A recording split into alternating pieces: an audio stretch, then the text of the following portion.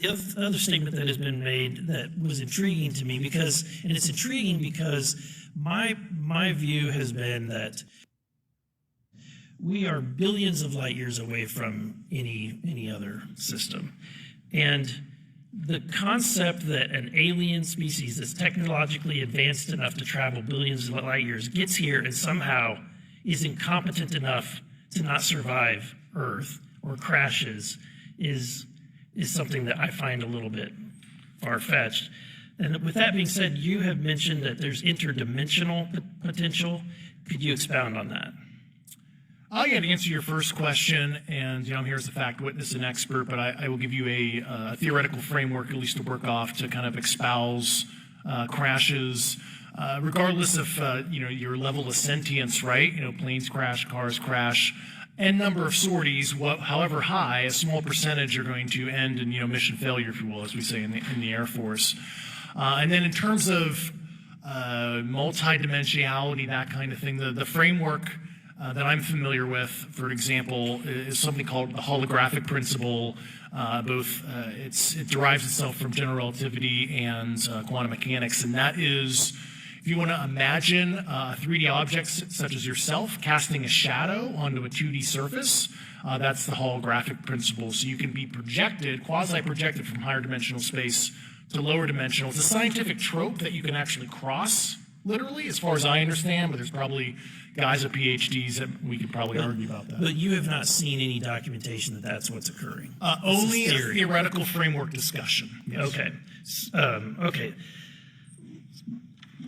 Occam's razor is that these aircraft, have they been identified that they are being produced by domestic, military and contractors? Is there any evidence that that's what's being recovered? Not to my knowledge, plus the recoveries predate a lot of our advanced programs that I previously am witting of. So, would it be safe to say that there could be a scenario today where you have an aircraft that crashes and because it's been involved in one program from one federal agency, but the agency that retrieves it is not aware of that program, and to them it appears alien in origin? I mean, that's a hypothetical situation. I'm not aware of any historical situation that would match that you described. So you're not aware? It has not happened that you're aware of? That I'm aware of. Thank you, Mr. Chairman. I yield back.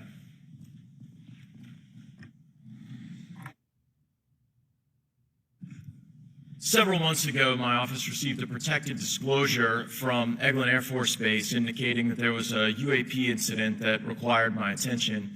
I sought a briefing regarding that episode and brought with me Congressman Burchett and Congresswoman Luna.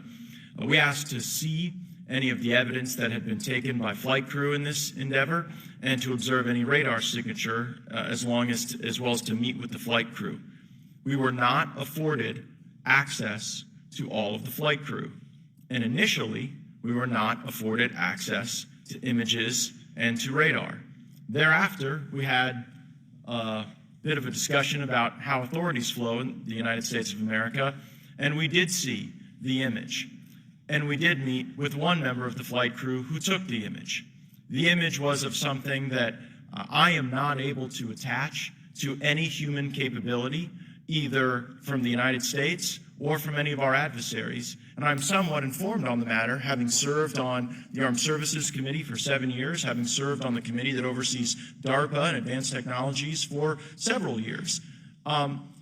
When we spoke with the flight crew, and when he showed us the photo that he'd taken, I asked why the video wasn't engaged, why we didn't have a FLIR system that worked. Here's what he said. They were out on a test mission that day over the Gulf of Mexico. And when you're on a test mission, you're supposed to have clear airspace. Not supposed to be anything that shows up.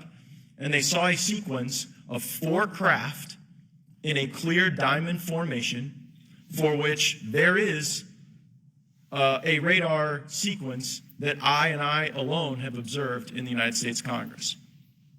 One of the pilots goes to check out that diamond formation and sees a large floating, what I can only describe as an orb, Again, like I said, not of any human capability that I'm aware of. And when he approached, he said that his radar went down, he said that his FLIR system malfunctioned, and that he had to manually take this image from one of the lenses, and it was not automated in collection as you would typically see in a test mission. So I guess I'll start with Commander Fravor.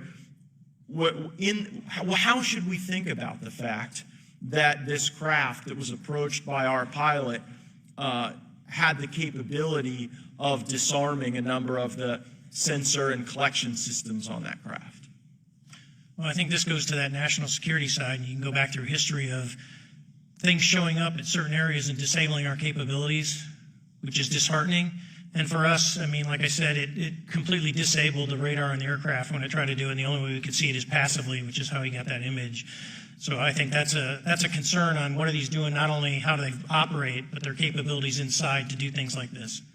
And how should we think about four craft moving in a very clear formation, equidistant from one another, in a diamond? In all of the phenomenon, perhaps, Mr. Grave, that you've analyzed, have we ever seen multiple craft in a single formation? I have one particular case, and that was during the gimbal incident. The recording on the AT FLIR system shows a single object that rotates. You hear the pilots refer to a fleet of objects that is not visible on the FLIR system, and that was something that I witnessed during the debrief as part of the radar data on the situational awareness page. I would like to add, whoever Congressman, there's a small bit of anger, I would say. I would feel that those pilots are still facing that difficulty in reporting this topic, and they don't have the tools to be able to mitigate this issue. It just goes to show how serious this is and why this is such an important issue for our pilots and for our nation.